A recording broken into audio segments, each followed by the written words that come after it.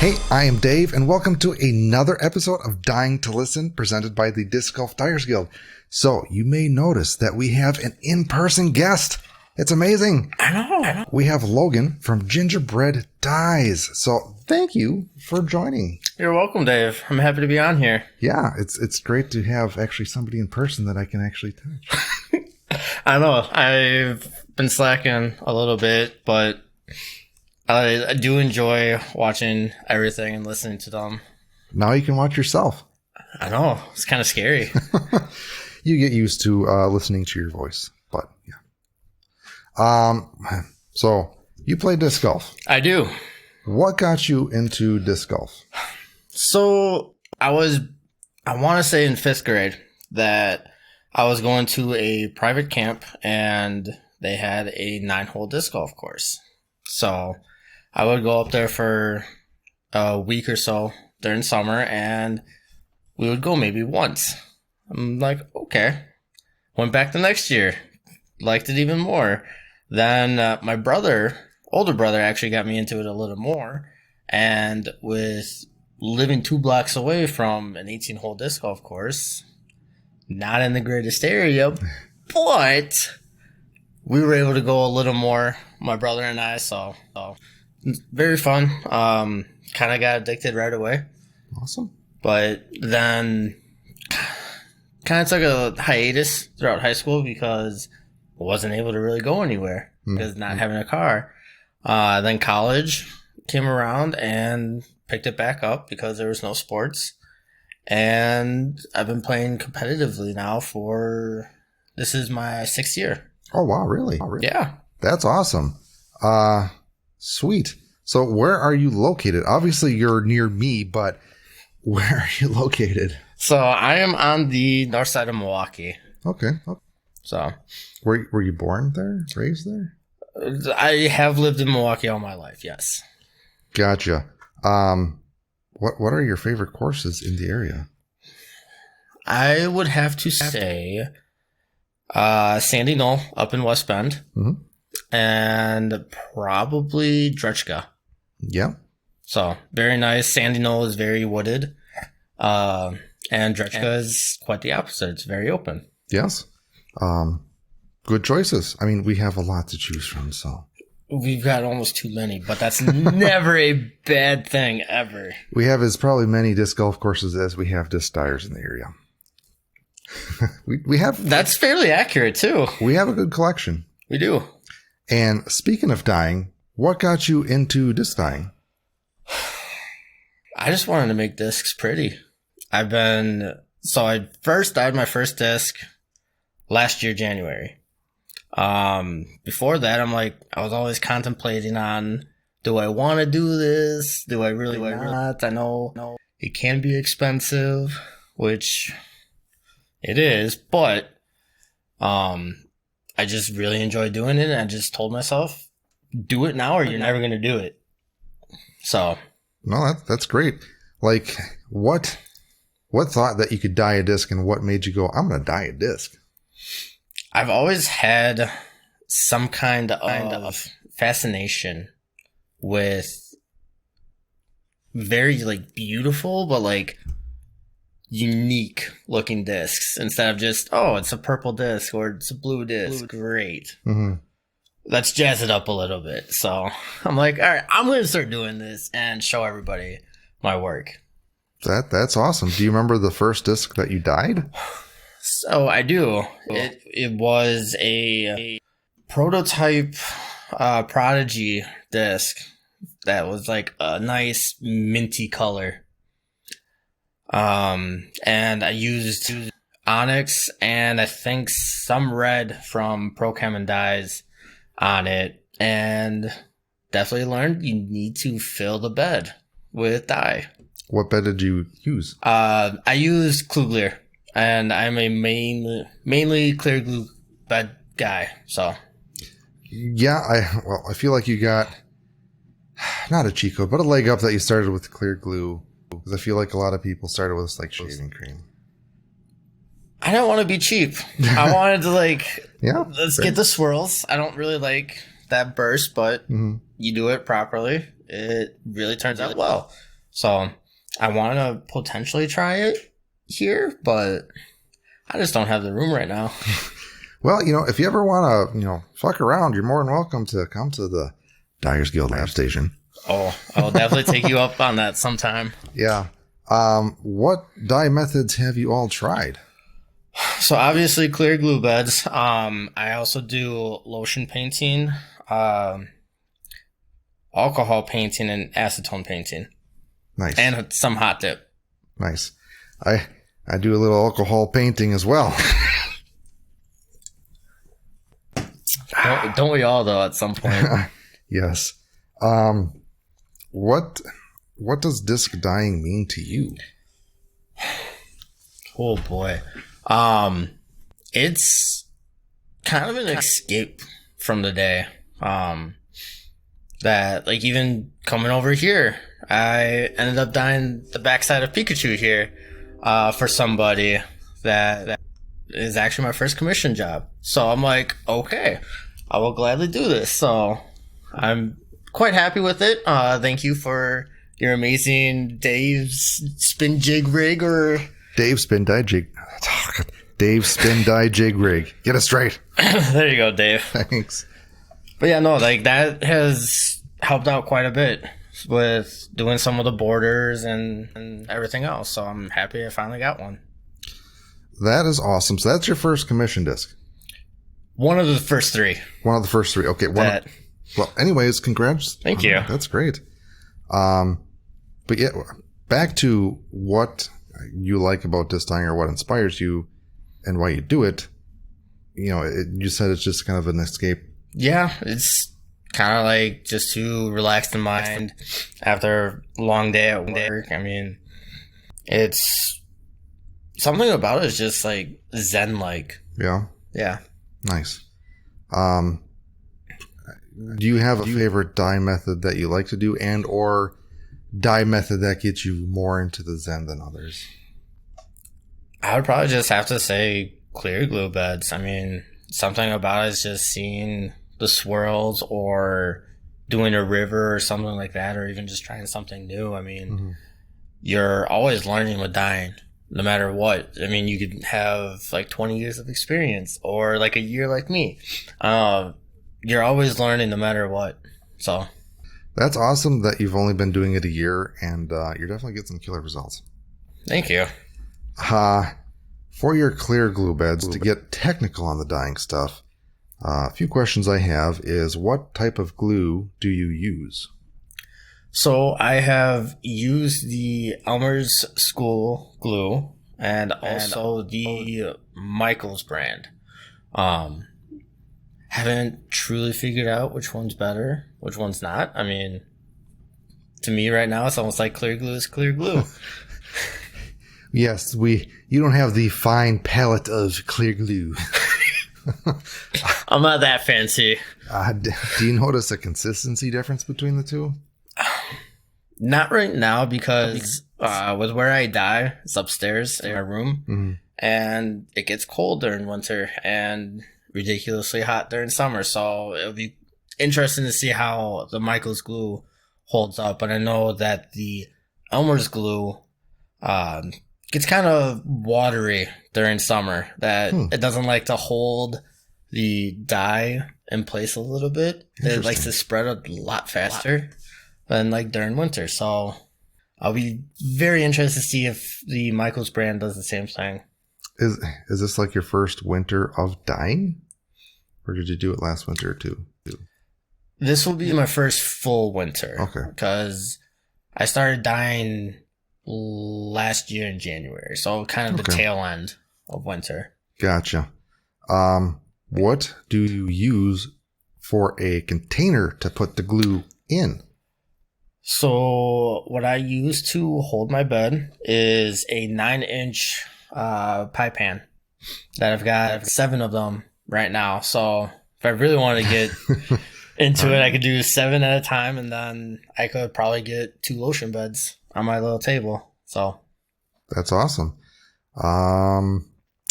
Next question I have is, do you use heat? I do. I do have a heating lamp that's about 18 or so inches above, and I will actually put the disc underneath it while I'm making the bed, so that way it kind of opens the pores up just a little bit, put it down, and then I will roughly keep it underneath the heat lamp for about an hour or two, and then maybe an extra hour right before I pull the dye. So. Gotcha. Yeah. I keep saying this, but you honestly don't necessarily need to have the disc in the bed for like 24 hours if you use heat. I know, but I mean, with my schedule, with work and everything, I think it's the best way for me to do it. Yeah, no, I wholeheartedly agree with that and like that because I'm impatient. You also like to nuke your dyes. Yeah, I luckily haven't had any issues with that.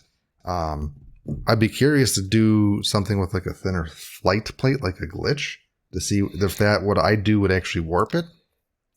That would be interesting. Yeah. Well, okay, I lied. I did a glue bed with a glitch, and I didn't warp it. I remember I did like a stencil one with that. So yeah. Nuke it more. Come on. Right, I can only do so much. But as far as preheating the disc, that's something I did want to try to like open up the pores. I wanted to try that with shaving cream because I don't want to say from my experience, but from what I understand, heat with shaving cream doesn't really work well because the heat will kind of dissolve the shaving cream or not make it as shaving creamy. That's interesting. I mean, I haven't heard anything of that at all with the shaving cream. I think it makes it like more soupy because it breaks down the foam faster. I don't know. You're just gonna have to try it, Dave. Yes. But I do like the notion of preheating a disc before you put it in the bed to help accept the dye better. I actually just decided to do it one day. I'm like, let's see if this is going to work and help out with getting the dye a little more deeper into the plastic. And so far, I've seen a little bit of a difference, and it comes out a little more vibrant. Nice. So, I was going to say, did you actually see a difference doing that? A little bit, yeah. So I think I'm going to continue doing that. Awesome. Well, yeah, I definitely want to try that.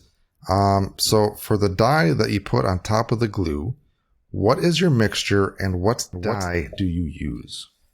So I use Prochem and dye, and I use, 8-ounce mason jars to hold them, and I use about 2 teaspoons with the 8 ounces of acetone, or denatured alcohol, whatever I feel.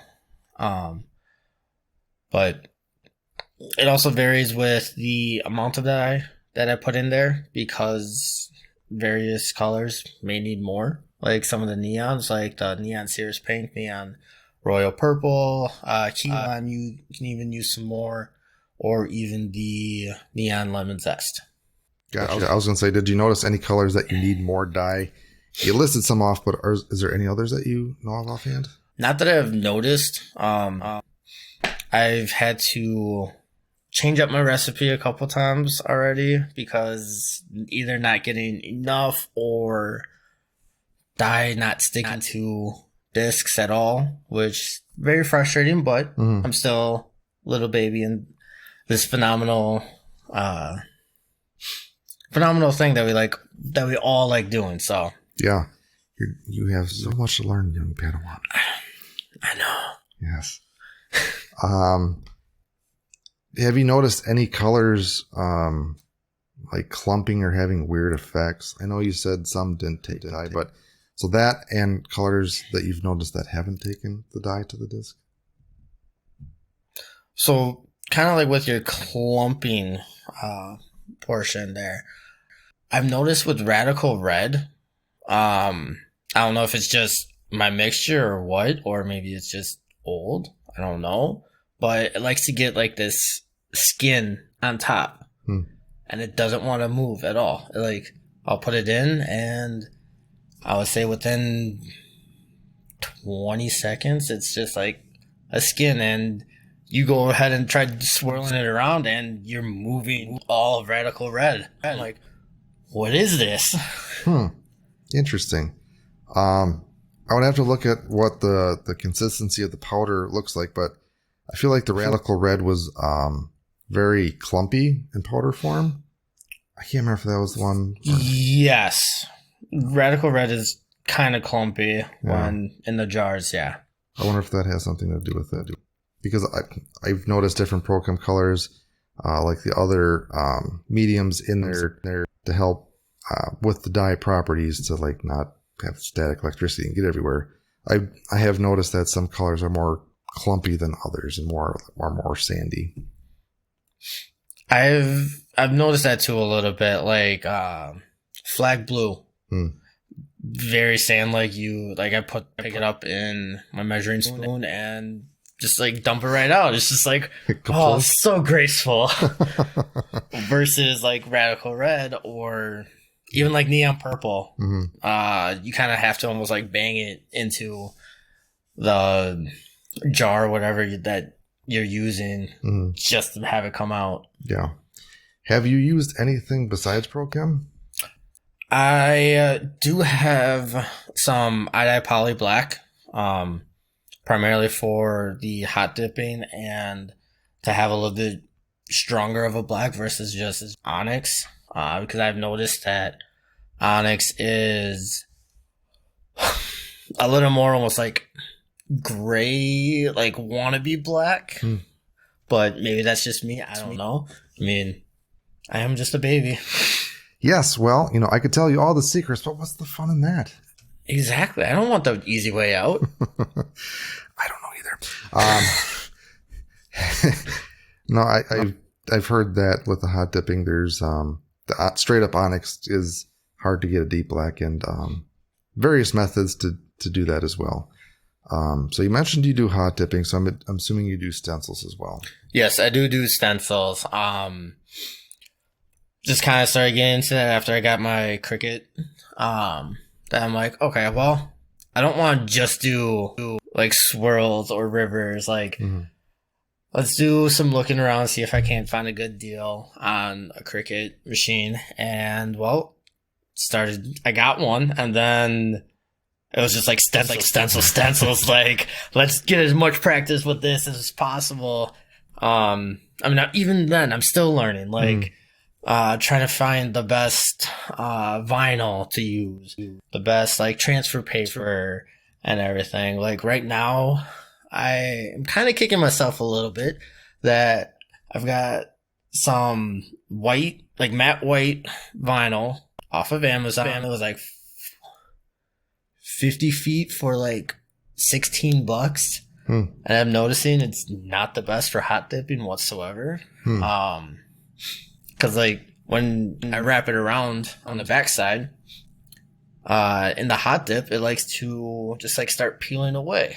And I'm like, is this going to start like creating bleeds and everything? I mean, granted, I still get bleeds here and there, no matter what kind of vinyl. I like to try and keep everything as cheap as possible. So like, I don't want to go spend the $45 for Oracle vinyl, but like at the same time, all I've heard is like use Oracle, but it's experimenting. Every person has their favorite vinyl, just like everybody has their favorite disc. Everybody's different. So there's vinyl that people like to use, and there's good reasons for that because it does work good. But I mean, it's a few more cents for a 12 by 12 sheet of vinyl. I just don't want to spend that though. Like, but you could have like for like pennies. I get that, but like I'm still learning. Like, sure, maybe I'll go to like Oracle or some of the higher brand vinyl when I have this whole disc dyeing thing down a little more and have a much better handle on it than what I do now. Okay, no, fair enough. So that stuff that you bought for vinyl, do you know the brand name of that? Or is it just not offhand at all. Okay. Gotcha.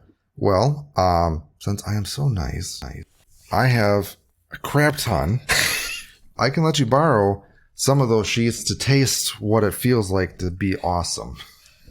Oh boy! But seriously, let's give you some sheets to test out. Okay, sounds good, Dave. Have you tried Oracle 6? I have not. Okay. Yeah. So I've tried the normal like permanent vinyl that it came with the Cricut machine and the stuff that I've gotten off of Amazon. So yeah, the Cricut Premium vinyl used to be my go-to vinyl. Now it's specifically Oracle 651 in matte black. Why matte black? Because of the sheen. So discs are usually glossy, and the matte is like a different sheen. So in the light, I can see it better. Plus, I usually dye white discs. That's why I like black, so I can see what I've weeded. Okay. You said you had matte white? Yes. Okay. Same concept. I don't know why you put white on white, but the sheen difference you can tell easier. I'm assuming because the vinyl's matte and the disc is shiny. Yeah, so I like to use white primarily for like hot dipping because I can actually see what it is that's being soaked into the disc versus black. Yeah. Where I know it's nice to have that black just because you can compare it and you're like, oh, it's done. Like, let's go ahead and pull it. Like, let's go wash it. Yeah. But I've actually found it easier for myself to use white. Right on. So. Well, you're wrong. All right, Dave. No, yeah. Again, personal preference, but yeah, I'll give you some sheets to test out and curious to see what you think for that. So I know you mentioned you have some bleeds. Is there anything that you try to do to mitigate that? So I've tried multiple things. I've tried using a hair dryer. I've tried using my heat lamp. I've tried when I put the disc down on the vinyl that I don't actually like go ahead and wipe it right away. I will remove the transfer tape and then like go go around the edges and push everything out. Just to try and get as much down, no like folds or wrinkles or whatever. And that has actually helped quite a bit where depending on how intricate the stencil is, like that works out very well, except for only like a couple of spots. But okay, maybe that's just me making the stencil a little too big. Does it like go over the flight plate rim or like do you see very close to it? Okay. Sometimes like even with this one you can't tell because I put a black border over it. So all right. See? This is disc dyeing. You cover up your mistakes so no one will know. I mean, no one will notice anyways, but yeah. So do you find the bleeds happen around the edges most of the time? A lot of the times, yeah, that's closer to the outer rim versus a little more centered. Okay. Well, yeah. I mean, I know your problem. Of course. You're not using Oracle. Well, that too, but you're putting the disc on the vinyl. You got to put the vinyl on the disc. Solve all your problems. I'm not that talented. How do you center your stencil on the disc? Depending on the stencil, I will use a laser pointer with a jig that I made myself. That's like a tripod with a pipe coming out from the top with a little like finger almost that will hold the laser pointer, but it, like the laser pointer will still swing just that little bit, and it's like, all right, well, I'm as close to center as possible, and maybe like a millimeter off, but oh well. Yeah. Well, you saw the sneak peek of Dave's Thingamajig 3000. I'm gonna have to get one, hands down. I may have to go buy all the material like this weekend. Yeah, so that will be coming out soon. I think I'll put some simple instructions for that, but it's stupid simple. It's just made out of PVC, but yeah, awesome. Hot dipping. Have you tried any other method to get black on there besides hot dipping? I have not tried anything yet, but I have seen how Jory does his. How Ava from We Die You Fly does her stuff. Very intrigued by it, but just have not truly had the time or stencil to really do it with. Yeah, I haven't tried it either. I mean, okay, I lied, but I haven't tried it to like a large stencil on the front. I did something on the back because the way that I wanted to do it, hot dipping would just physically not be possible. Would like the entire back be black then? Well, ish, yes. For what I want, I've literally hot dipped the bottom thing before. So I took like a turkey baster and I put the black dye into the bottom part. But I think the denatured black works good for that. So I definitely want to try that instead of hot dipping. Another thing that I recently heard that someone does is they dip the disc, but it's not hot. So they have like a very shallow denatured alcohol pool bed, whatever, and they just dip the entire disc in the denatured alcohol bed. So it's like hot dipping, but not. So would you call that like cold dipping? Yes, trademark. That's mine. Interesting. I have not heard that. Yeah. I mean, it's the same concept of putting the denatured, brushing it on, and the same concept as hot dipping. Interesting. Indeed. So I know one thing that even for myself, like when I hot dip and then I want to like alcohol paint, I don't know if like I'm not washing the disc afterwards well enough to where some of the hot dip will like bleed. I'm like, well, what's going on? Like, I don't want to like hot dip and then like wait for the next day. Yeah. Like, I want to get this done, and I don't want to use lotion and paint it on because like I want it done now. Yes. Damn our impatientness. Yeah. What do you do after you're done hot dipping to clean it? I will typically use some like hot soapy water and just go over with a sponge with the soft side, and typically works, but then go ahead and use like the acetone or the denatured alcohol. And so there you go. Now you get like a little bruise effect almost depending on what you're doing. Yeah. What I do that seems to be working is I have 91% isopropyl alcohol, and I just take a cotton swab or paper towel and just lightly rub it off to try to get as much of the dye off. There's other methods that people do as well. I think it was Keith Lempa. He has a very, I don't want to say complicated, but very thorough hot dipping process. And one of the processes that he uses is he dips his disc. It's hard. I'm tired. Into the boiling water to, get all that dye off. And, but. Interesting. Yeah. Try some other stuff. Just don't use acetone because that will eat the vinyl. Yeah. So the isopropyl alcohol, that works. Because I've noticed that black dye can get in the crevice between where the vinyl is and the disc. Yeah. There was one time where I was using 99% isopropylene just to try and get like some black on, and I had it like in a paper plate, and it was just running all over. I'm like, okay, well, this is fantastic. And then like take the vinyl off, and it's just all the streaks of black on the rim, on the backside. So I'm like, how can I fix this? And then just put a simple, nice black spin dye on the back. So yes, black covers everything. Yes, it does. Yeah. So you mentioned spin dyeing. What dye mixture do you use for spin dyeing?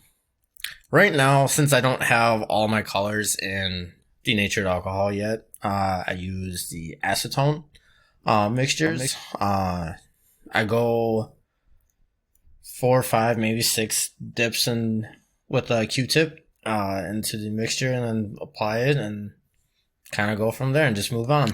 So do you is the Q-tip pretty saturated, or do you kind of squeegee it out to? A little bit. It kind of just depends on the color. Like for dandelion that's on the back of that disc, I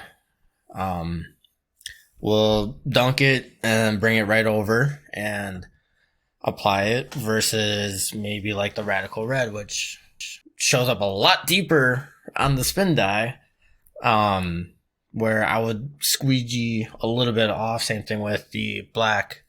Some of the darker colors, I will do that versus some of the lighter. Yeah. So you mentioned you use Q-tips to apply. So have you tried other applicators? I've tried paintbrushes a couple of times. Just have not spin dyed enough to truly figure out what is going to be the best medium. I mean, I've used the fine point Q-tips. I've used normal Q-tips. Some of the thinner, like wedge paintbrushes, so that way you can get a nicer, crisp line on there. But I'm still very new, very, very new to spin dyeing, since, well, I bought a record player from Walmart, like $30, no big deal. Then I couldn't figure out how to truly center it with the middle spindle. And I'm like, I gotta get rid of this. Like, I'm cutting it off. I do not care. Well, go ahead and try and do a spin dye on the bottom rim, and all I see is little marks on the middle of the flight plate. I'm like, geez. Oh no. Oh boy. Yeah, that was not fun, but you live and you learn. Interesting. Well, I did give you my spin dye jig rig. Is it still working for the record player even though the little nibbies off? So I actually bought on Black Friday a nice DJ turntable. So it was like 50% off. I'm like, yes. There you go. Also from Walmart. But yeah, no, the turntable has truly changed my spin dyes for sure. With the different variable speeds and everything. So cool. So that's awesome about the spin dyeing. Have you tried the denatured mixture yet at all? Not a whole lot. Maybe only a couple colors. But yeah, no, that's something that I look forward to in the future, of really diving more into it. Just right now, do not have the time. Yeah. No, I don't think I've ever done a spin dye with denatured alcohol yet. Or at least with not like testing something, but yeah. Again, I don't know if I have the patience, because it takes obviously more layers to put it on and stuff like that, but you can get more smoother gradients / results. I can see that. What is or are your favorite colors of dye that you like to use? Well, my favorite color is purple. So my pansy is very empty. I've got to make a jar of that. I also like orchid a lot. I like Sonic blue. I like, oh gosh, I like a lot of the colors. But yeah, so like my go-tos are like the pansy, Sonic blue, key lime, Caribbean, lemon zest. I'm not very picky, as long as I know how it's going to turn out. Yeah. With the whole color palette, that I'm still, like, I've got a good handle on that, but you can always learn. Like, yeah. So, have you tried the new colors from ProChem yet? I have not. I've got a project coming up that I would love to try, that light gray, but yeah. Well, shameless plug. I have 1 tablespoon sample packets for $2. So I have all 48 colors. Head to dyersguild.co/shop. I think. But yeah, we can talk about that. Oh yeah. So awesome. So I know you're relatively new. Again, you're doing great work for that. But where you're at now, in your mind, what is the hardest part of disc dyeing and what is the easiest? Easiest is just doing it. I mean, if you don't do it, how are you going to learn? And how are you really going to learn from your mistakes? Hardest is trying to understand what colors are going to do what. So earlier I said that some of the colors don't like to stick at all. My two biggest enemies of that, I would say, is the Neon Cirrus Pink and the Neon Royal Purple. No matter what I do, basically, they will not go into the bed, or they will not go into the disc. They will just stay right in the bed. And if it does stick, it's very faint. So I'm still trying to figure that one out. Like, I've asked and done research on the Disc Golf Dyers page on Facebook. I've asked multiple people. I mean, they're all saying, oh yeah, like, add some hot water to it. Like, it'll be fine. I tried that. No. I've also toyed around with the level of the glue in the bed. It almost seems that it likes to work with thinner beds versus thicker. Okay. But I don't understand that because it's just like, it almost seems like those two dyes are heavier and they just sink. Okay. Yeah, I'm trying to think if I've ever used them in clear glue, and I don't think I have, nor if I did remembered. But if any of you have any tips or tricks for those colors, leave a comment or a smoke signal. That works too. I would love to see a smoke signal, not gonna lie. What the hell is that? But yeah, I mean, the level of the bed, that is interesting.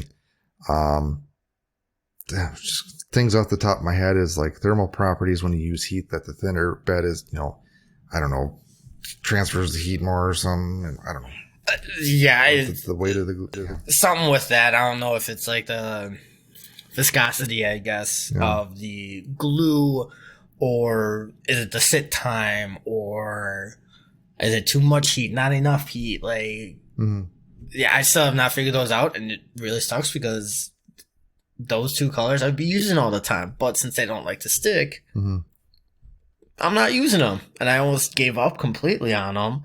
I'm just about to like give some people like, here, take my neon purple, take my neon pink. Like, they don't work for me. So no, we'll figure it out. I think you mentioned what your mixtures are, but can you explain how you created your current mixtures that you use for your dye to go for the glue beds? So with that one, or with the new mixture, about roughly 2 tablespoons, or teaspoons, not tablespoons. Oh, yeah, that's a lot. That would be. I get those confused, so don't worry. A lot of it was just kind of going off of what Pro Chem and Dyes suggest with doing.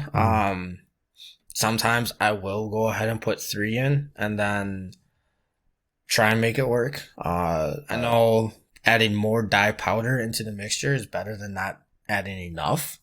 So, I mean, it's never a bad thing to have that dye on the bottom just sitting there.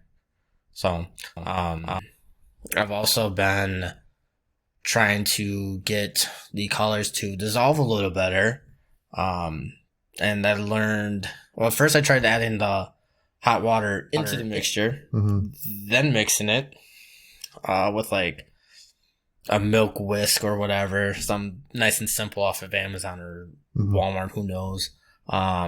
Then I saw Jory's tip that I learned off the podcast, that he puts it in hot water and right in the bottle. I'm like, I gotta try this. So, some of the colors, yeah, it's worked fairly well. I like it. Maybe not hot enough, I don't know.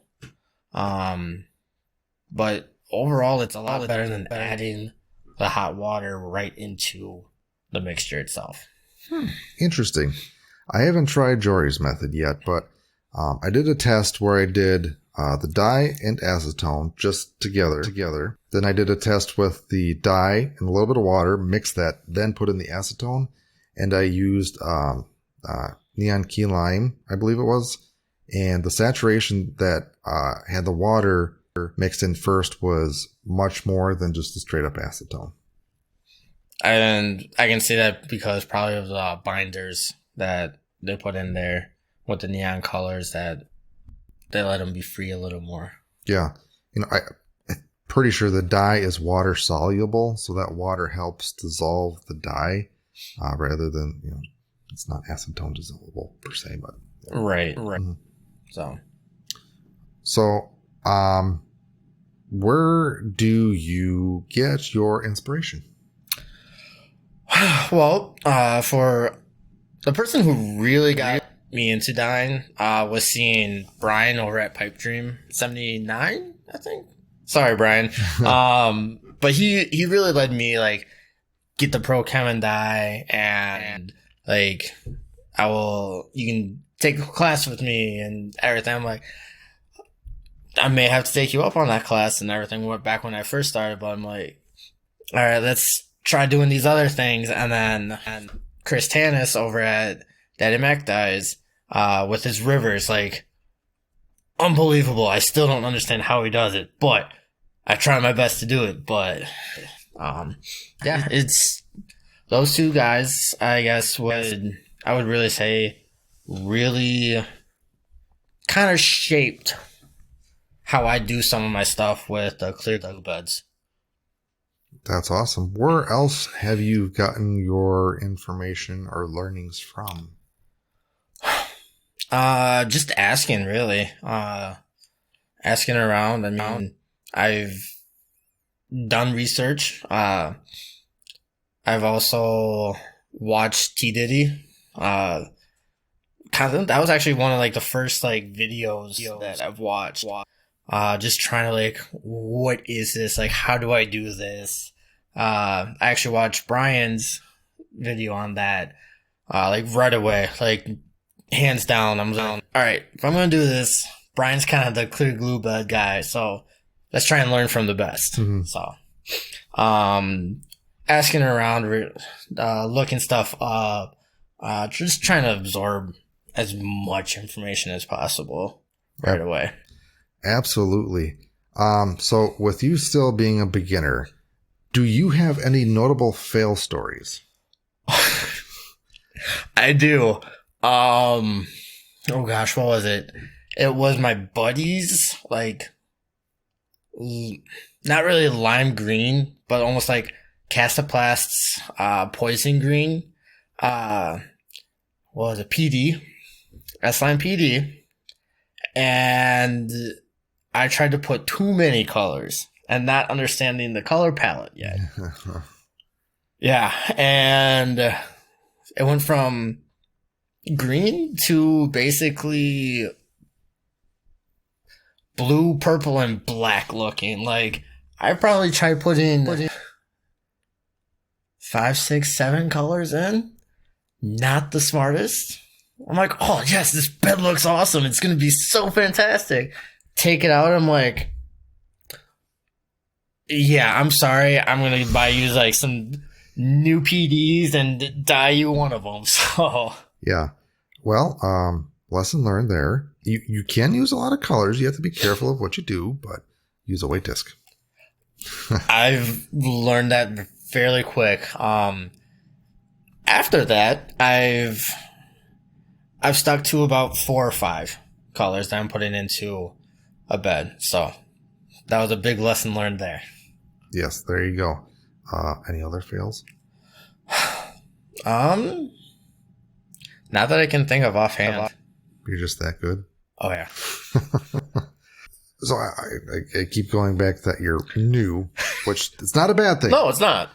Is there anything that you want to improve your dyeing skills or learn or explore? Or obviously understanding the color palette a little better. I mean, you never know what, like, an orange disc with, like, Sonic blue is going to do. Like, you won't know until you do it. So luckily I haven't done that yet, nor do I plan on it because I don't see that coming out very pretty colored.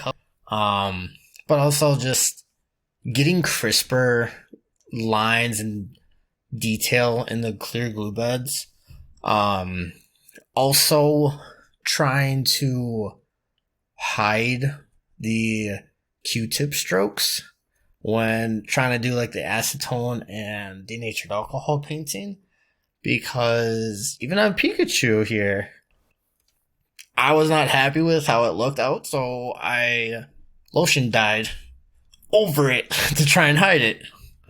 So when you say the Q-tip strokes, is it, I'm assuming when you lift the Q-tip off the disc?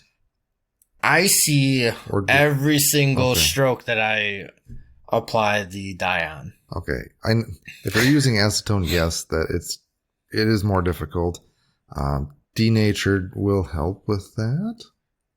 Not from what I saw, but it was like the first time using the denatured, so maybe just have to do it more and figure out a way. I mean, I was doing like little tiny circles just to try and hide everything. Yeah. I just tried going like the whole surface area of what I was trying to do. That wasn't really working, so take some time. Yeah, I'll get there. I don't have a whole lot of experience in that currently, so I can't really provide much advice besides you're doing it wrong. I knew that, Dave. Jeez. So a few things that you mentioned. You don't know what color you're going to get on a colored disc. So we do have a resource for that. So Fellenbaum Dyes created this nifty chart that you can pick what the color of the disc is, and you can see what color will look like on that colored disc.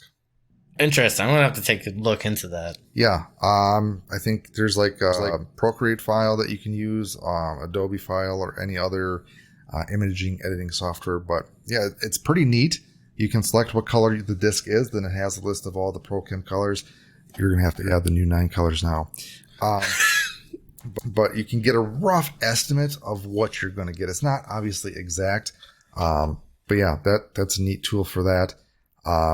And Cool Cat Dye has just released a course on the Dyers Guild website for color theory. So it's a very in-depth course and goes over everything you need to know for color theory on disc dyeing. I will also have to check that out. Yes. There you go. See? That's what the Dyers Guild is about. It is. Providing resources. I've learned quite a bit from Dyers Guild podcast and everybody that's been on here so far. So I'm quite happy. That's awesome. If I can help at least one person, I hope happy. That I'm that one. I hope there's more. I mean, I hope so too. Just don't let this noob take all the glory. No, I'm excited to see where you're taking your dye because you're still relatively new. I keep saying that, but yeah, I almost want you to be on the podcast next year to see kind of where you have gone. And hands down, I will gladly do it. Or if you just get frustrated and quit the game, I've been close. Just colors not really working out, or I'm putting stuff out on Instagram and whatnot and getting all these likes and comments, but no messages or whatever. But I know I'm still a baby. I will say it myself. It'll take time, and I know that, but just gotta trust the process, gotta work on quality, and gotta put out what people want. Yeah. Yeah. You probably have the same amount of commissions I have, so there's that. But I feel like I'm the bougie disc dyer, the complicated, more expensive ones. But yeah. I gave up disc dyeing and I'm just doing this now. Bummer. I know. Do you have a favorite disc manufacturer and plastic that you like to dye? I like a lot of S-Line, from Discmania, Star from Innova, ESP from Discraft, K1 from Castoplast. I think it's Apollo from Mint. I have no idea. I just whatever the star type plastic is. That's hands down my favorite. I know. Probably the easiest to really do. I've highly dislike any champ like plastic. Yeah. But it's just a learning curve. I got to do it. Yes. If I want to do it. Yep. There's a train going by, so I apologize for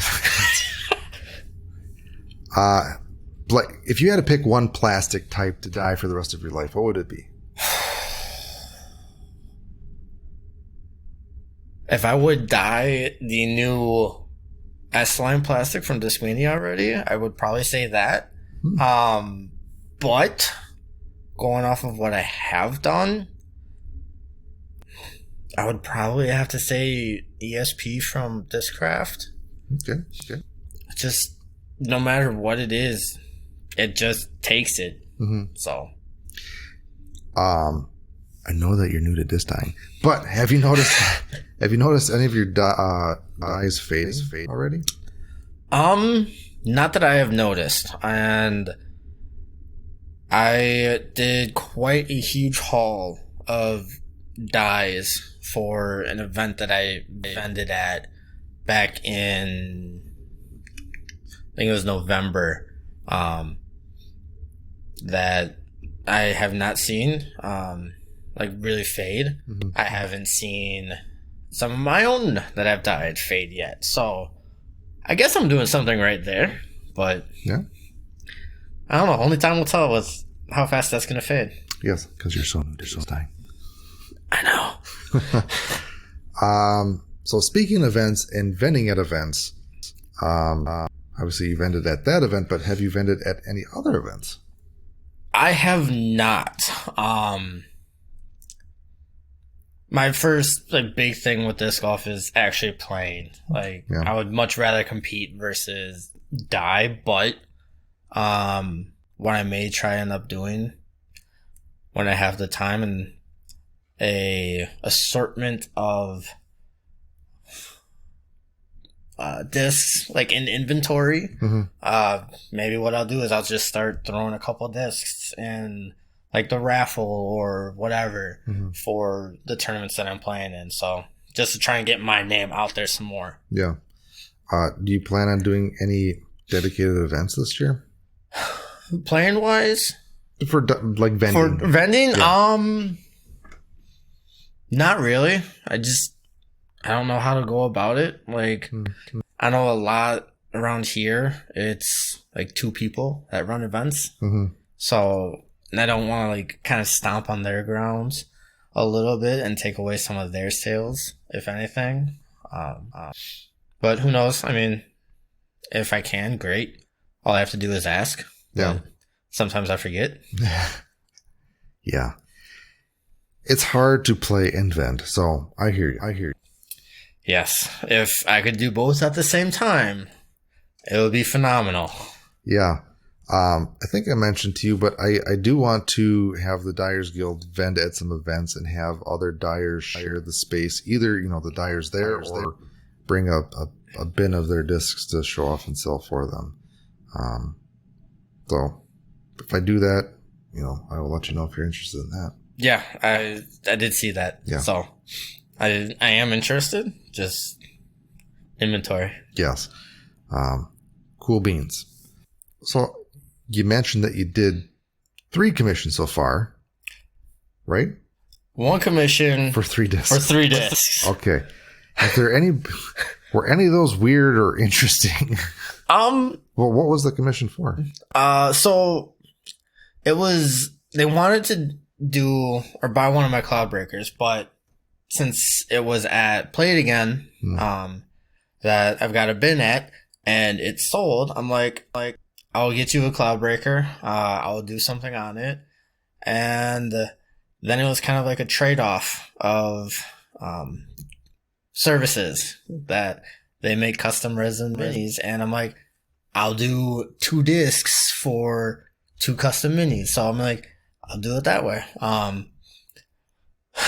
but Pikachu here, that's one of them. And then it was a cloud breaker that they wanted like psychedelic as possible. So I found very crazy, like hypnotic look to it. Hot dip that and then put some of the brighter colors in rings to like try and really pop everything. And then another one was they wanted blue background with a ring of leaves around it. So I'm like, all right, that's fine. I mean, give me hard stuff. I mean, gotta do it. I mean, it's only gonna make me better. So, I don't know, it was fun. It took way longer than what I wanted to, but hey, I'm a new person. Well, for long, you won't be new. You'll be middle of the road. I'll take that. I'll get to my terrible twos eventually. Yeah, there's, honestly, not a whole lot of dyers that, I mean, if you considered veterans, like how many years would that be? And the scale of things, like of other art mediums, that is not very long. Like, I don't know, 5, 10 years, like compared to some other painting on canvas, like, yeah. Yeah, I mean, comparing that, it's just like, yeah, 5 years, you're still a baby. Yeah. I mean, versus like they're painting on canvas for their entire life. I mean, yeah, but I feel like the disc golf and disc golf dyeing boon happened because of COVID. Yes, I will 100% agree with you with that. I mean, a lot of people, it seemed like, took up disc dyeing because of COVID, because like, what could you do? Yeah. You were either stuck inside all day or you were out playing disc golf. So. Yeah. Well, you didn't jump on the bandwagon. You're late to it. Hey, better late than never. This is very true, actually. Since you are so new, do you have like any tips or tricks that you would like to give any dyers out there? Really absorb as much information as possible and really, really do your research. And start out easy. Don't start with like a purple disc or something like that, or even like champ plastic. Start out with, I would even say, not baseline plastic entirely, but go to Play It Again or anything that's similar to that. Grab a used disc. It's $9-10. There you go. If you ruin it, you ruin it. But also, I would say really start out with Pro Chem and dyes. I would say hands down best dyes that are out there. They really take their time to hone in on the disc golf dyes. So, yep. There you go. And you mentioned Playing Against Sports. I want to give out a shout out to Andy from the Play It Again Sports in Greenfield, Wisconsin. If you're ever in the area, please go stop by. He is a really awesome dude, and he is helping support the dye community. Like, he lets the dyers put a bin out there. He doesn't take like a commission or anything. It's like, yeah, pretty cool. Yes, very helpful. I've already had to do a restock there. That's awesome. And I'm just like, all right, well, it's winter. Like, and it seemed like half of my discs were gone. So I'm like, oh boy, this is going to be fun during summertime when it's in full swing. Nice. But yeah. So one last dying question here. Since you are so new, what would you, if you had to start disc dyeing today, knowing what you know now, is there anything you would do differently? With being so new, I don't know, honestly. Maybe adding less colors to discs. Maybe picking proper colors for the discs. But maybe taking more time on the dyes versus, oh, I've got like 5 minutes. Like, let's just whip something together, throw it in. But I do know, like, from what I've noticed, sometimes the longer you take on a bed, or primarily a bed. The dyes don't really like to spread out. So if you want that tight knit, you really got to move fast. Yeah. Which I'm not the best at because I'm like such a perfectionist. It's like gotta be this way or I'm gonna not whatsoever. So, but over the year though, I will say I have gotten better at that. Mistakes are gonna happen. The way that you roll with it is a big thing with this. So, yeah, I feel like sometimes you have to be in the right mindset to dye a disc, but practice does take perfect because you can only research so much, but actually doing it is another thing. Like manipulating the dye in a glue bed, you kind of have to have a feel for it. Yeah, and I would actually say practice makes improvements. Yes, not make perfection. Yeah. You're like I've constantly have said, you're always going to be learning, no matter what. Whether you use a torch to like make cells or whatever. I mean, using even a airbrush to move around versus like a syringe. Everything is going to do something different. You got to find your niche and run with it. Yeah.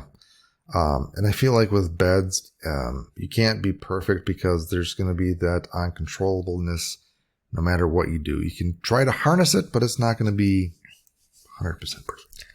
That's kind of what I like about glue beds too. It's just like you have this idea. You're going to do something very similar to it, but it's not going to be that idea. Yes. I mean, yeah, that is right. I agree with that. So you never know what you're going to do. Absolutely. All right. So we got some information of this newbie here that we call Logan. So don't do what he does, then you'll be fine. Or do what I do and you learn from it. Exactly. So, I always learn something, and I've definitely learned something today from you. But we're going to get to Logan more on a personal level. I guess an old dog doesn't learn new tricks. Yes, I'm not that old. I mean, I'm relatively new. I'm young with my gray and my beards. Bitch. All right. All right. First question, favorite faves. What is your favorite band or song? Favorite band I would probably have to say is Skillet. Okay. There was one year where I saw them 3 times. Oh, wow. So I'm like, yeah, why not? I've always been fairly close to front stage with them. Always a fun time. They really put on a good show. So nice. What other type of music do you like? I'm not very picky at all. I could go from listening to Skillet to listening to country to like rap to EDM. I mean, whatever's going to float my boat is going to float my boat. There you go. Do you listen to music when you dye? Not typically. I'll actually throw on the podcast sometimes and like try and learn some stuff while I'm doing it. Sweet. Or I'll even throw on Jomez. Whatever's some kind of background noise is the best. Yeah. I feel like the Jomez intro is the Pavlov. I think that's what you call the bell. You hear like Jomez? Yep. All right. Favorite food? Oh, I would say favorite food will be pizza from Mods. So, okay. I mean, you can't really go wrong with them, but I really haven't had better pizza outside of that I've liked. Interesting. So for people that don't know what Mod is, it's basically like build your own pizza. I think like it's the Subway of pizza. Yeah, I was gonna say it's like Subway of pizza. Do you get like the thin crust or I know they have the thicker crust. Depending on how hungry I am. Okay. I typically do go with the thin crust. So Mod hack, if you get a salad, I basically literally get everything on the salad. It's so nice because it's only one price. Exactly. So like a $9 giant freaking salad. Yeah. Yes. So nice. And like I will mound my pizzas up with everything. It's so great. It's like we're losing money on this guy. But I'm taking advantage of you. I don't care. Yes.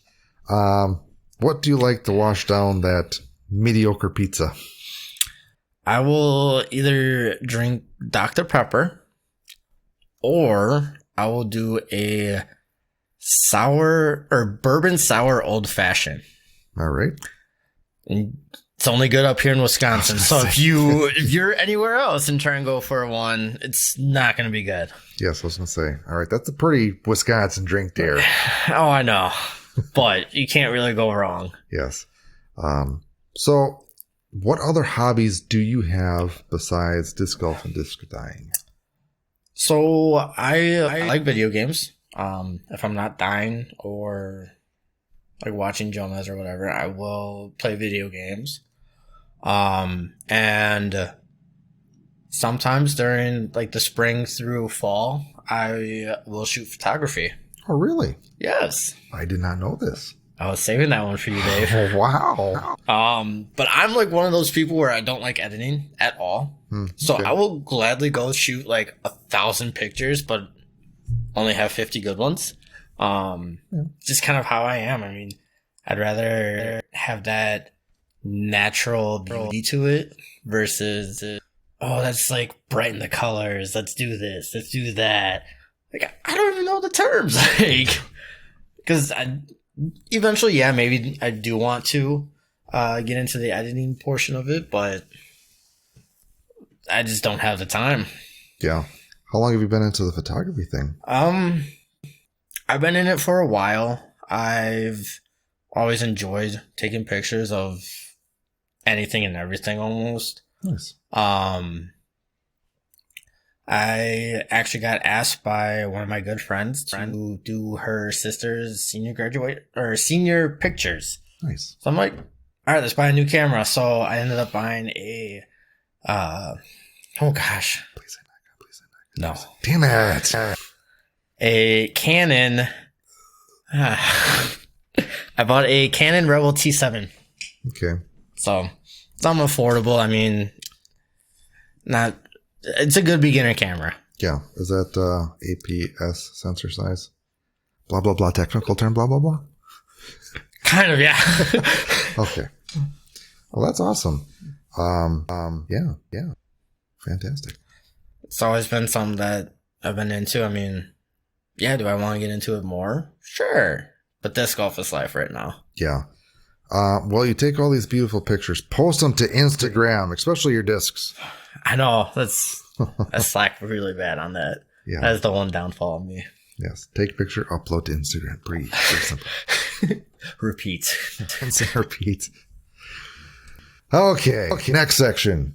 If you had to pick 3 discs to use for the rest of your life on any course, anywhere, anyhow, what would they be and why? So, I would take my S-Line CD2 for a driver. For a mid-range, I would take any kind of Origin, honestly, from Discmania. Fantastic flyer. I don't care what people say. It's money. And then for putting,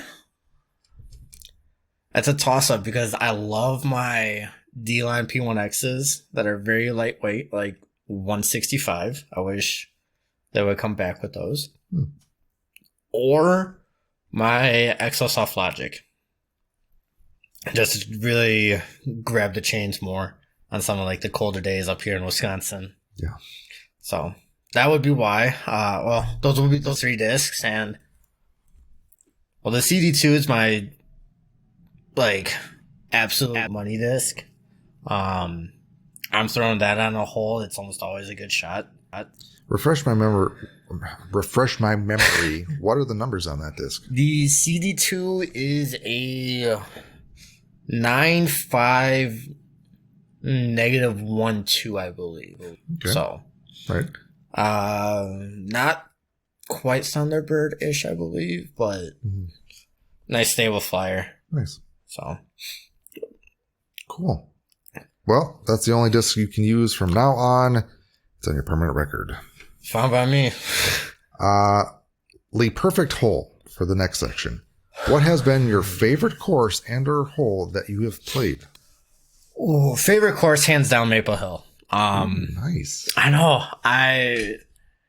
My girlfriend and I ventured out there after my older brother's wedding this past October. So it was a haul, but well worth it. Great way to end the vacation. So yeah, favorite hole there.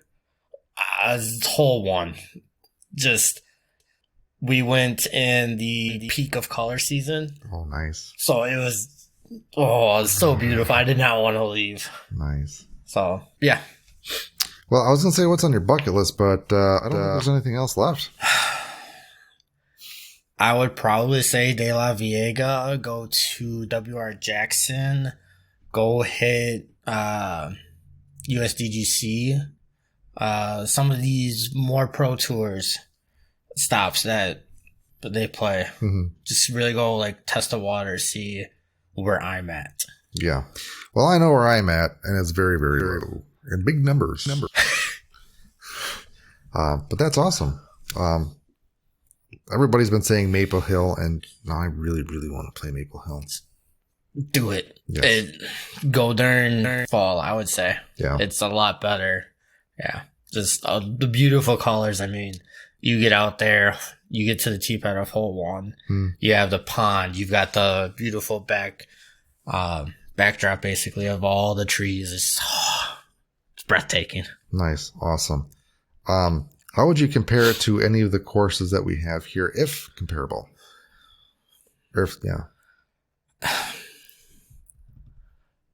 I would say Maple Hill is kind of like Rolling Ridge a little bit. Okay.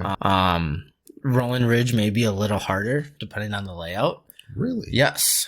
Okay. I guess. So when we were out there at Maple Hill, we shot, I think it was the FPO, so diamonds. It is very comparable to what like red to orange tee pads to red baskets at Rolling. What are the furthest tee pads at Rolling Ridge? I can't remember in relation like what colors are what distance. So orange is short, red is middle, and black is farthest. Gotcha. So interesting. Very interesting. It's interesting. It's very interesting, and it almost seems like Maple was a little easier than what the pros make it. Really? Yeah. Wow. Now, granted, I did not shoot the absolute best. Yeah. But I'm also playing like OB strokes and everything else. Mm-hmm.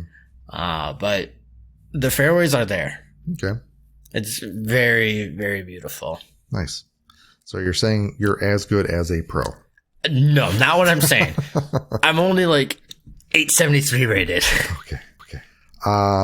So speaking of pros, if you had to pick one pro disc golfer to play around with and hang out, who would it be and why? Probably for the guys, I would. Just had his name. Shoot. I would probably actually go Alden Harris. Okay. Just fun guy. I mean, or I would go with like Ricky. Just have some fun. I've met Ricky once. Or Simon. I don't know. I mean, you have to pick one. At least one for one MPO and FPO. If I would pick one from MPO, probably actually Simon. And then from FPO, I would more than likely pick Stacey Ronsley. Okay. Very fun. I mean, can't go wrong with somebody fun. Yeah. So Fun. Debatable. Facts. All right. Well, I hope you got to learn Logan more on a personal level, this beginner disc dyer and a guy that likes mediocre pizza. But he will be raffling off one of his dyed discs. So if you'd like to help support this beginner on his dyeing journey, because he's got a long journey ahead of him, he will be raffling off a disc, and you can find that on dyersguild.co/raffle. So 100% of the proceeds will go to him. So any money that you throw at him, he'll use it, eat it up, and use it for dyeing discs. So if you want to help support him, again, go to dyersguild.co/raffle to get entered to win for as little as $1. But you can obviously get more tickets and pay more by supporting him. So the raffle will go live when this podcast is released, and it'll be live for 2 weeks. So yeah, there you go. Where can people find you? So you can find me at Instagram at gingerbread_dyes. I will be working on getting more of my dyes up on there because I struggle real hard on that. Also just trying to keep like stuff from Played again and everything else separate. So right on. You can definitely find me there. Yeah, definitely go check out his work, see his progress and how far he will be going. So if you want any work from him, obviously just jump in. So all right. Well, Logan, it was nice to have you on the podcast. Thanks, Dave. All right. So until next time, guys, talk to you later. Bye.